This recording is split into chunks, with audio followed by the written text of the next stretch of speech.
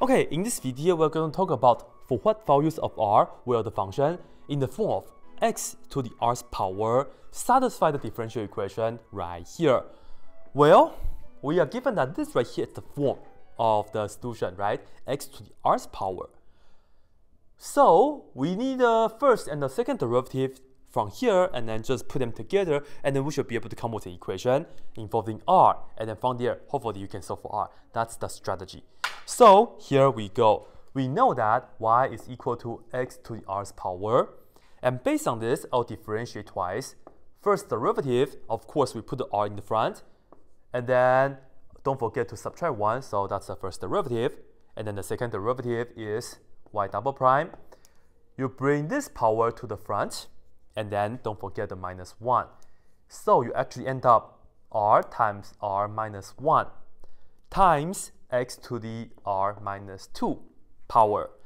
And now we'll just put everything into this differential equation. First, we have x squared, and then y double prime is this. So I will just put down r times r minus 1 times x to the r minus 2 power.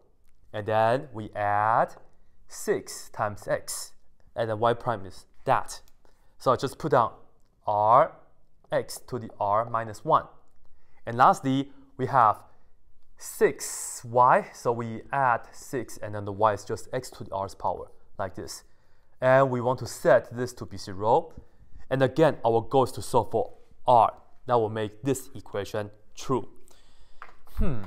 Let's see. Here's the interesting thing. Notice that we have x squared, and then here we have x to the r minus 2 power.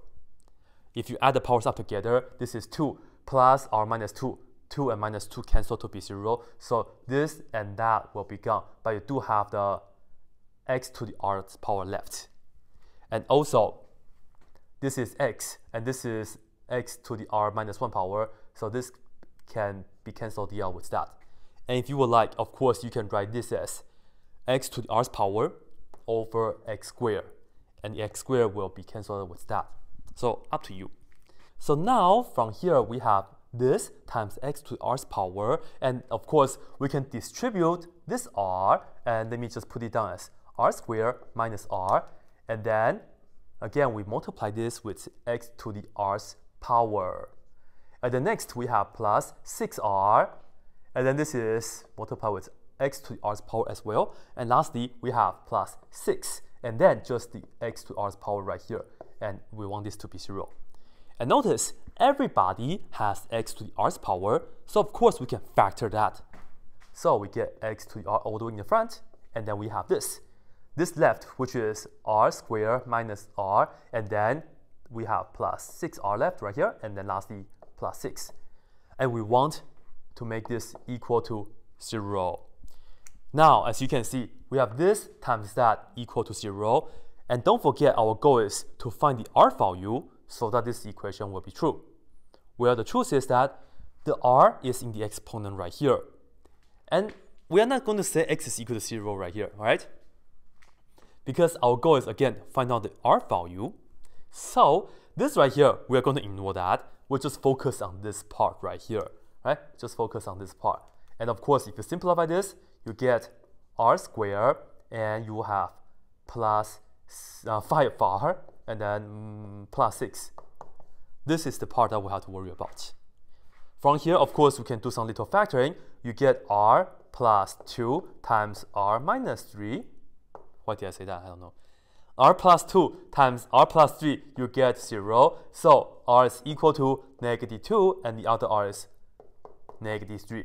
And here you have it. You have these two r values, right? That will make x to this r value satisfy this differential equation. Again, you ignored this. Just focus on this, because when you have this r and that r, this will guarantee to work. And again, there's no r, so you put it here, x to r power, it will be 0. Not possible, so just forget about that. And if you would like, here I will tell you guys the solution to this differential equation, of course, is x to the negative 2 power. You can differentiate this twice, and then put the second and first derivative in there, verify it works. Similarly, if you put negative 3 here, x to the negative 3 power will also satisfy this differential equation, which is really cool. The more details will be discussed once you take differential equation course. Anyway, that's it.